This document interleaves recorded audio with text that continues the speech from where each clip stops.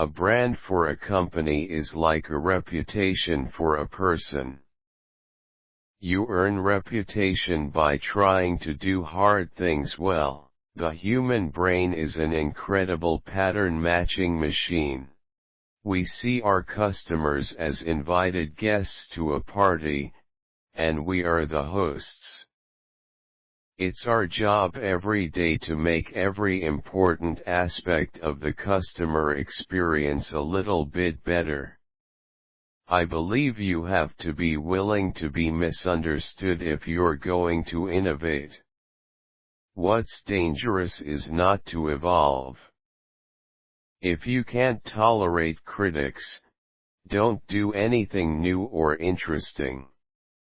If you don't understand the details of your business, you are going to fail. If you do build a great experience, customers tell each other about that. Word of mouth is very powerful. Life's too short to hang out with people who aren't resourceful. It's not an experiment if you know it's going to work. There'll always be serendipity involved in discovery. We've had 3 big ideas at Amazon that we've stuck with for 18 years, and they're the reason we're successful. Put the customer first. Invent. And be patient. I think frugality drives innovation, just like other constraints do. One of the only ways to get out of a tight box is to invent your way out. If you're competitor-focused, you have to wait until there is a competitor doing something. Being customer-focused allows you to be more pioneering.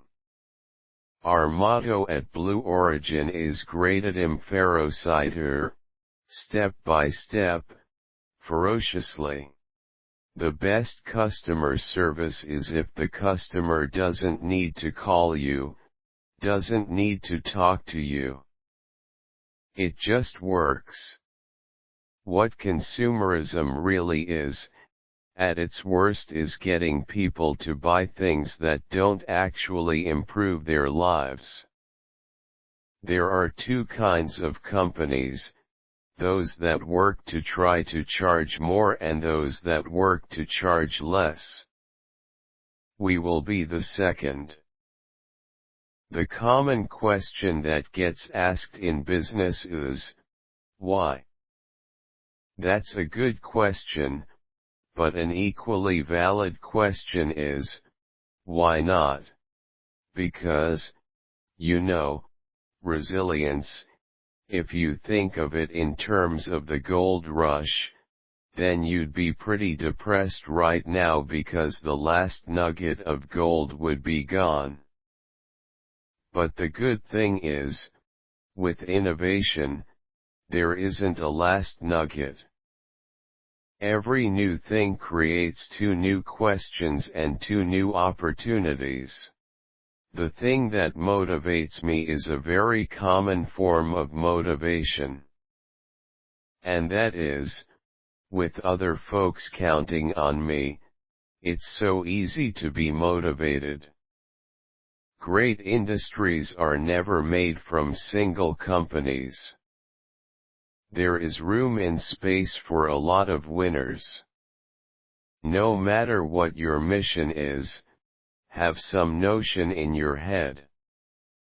Forget the model, whether it's government or non-profit or profit.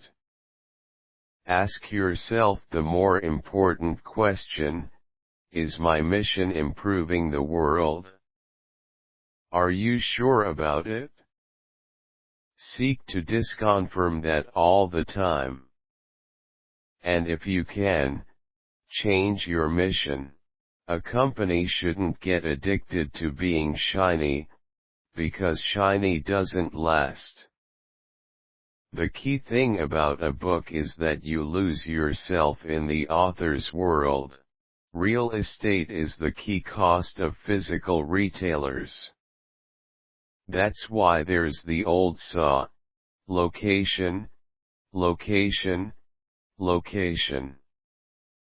If you only do things where you know the answer in advance, your company goes away. On the internet, companies are scale businesses, characterized by high fixed costs and relatively low variable costs. You can be two sizes, you can be big, or you can be small. It's very hard to be medium. A lot of medium-sized companies had the financing rug pulled out from under them before they could get big. If your customer base is aging with you, then eventually you are going to become obsolete or irrelevant. You need to be constantly figuring out who are your new customers and what are you doing to stay forever young. It is very difficult to get people to focus on the most important things when you're in boom times. You don't want to negotiate the price of simple things you buy every day.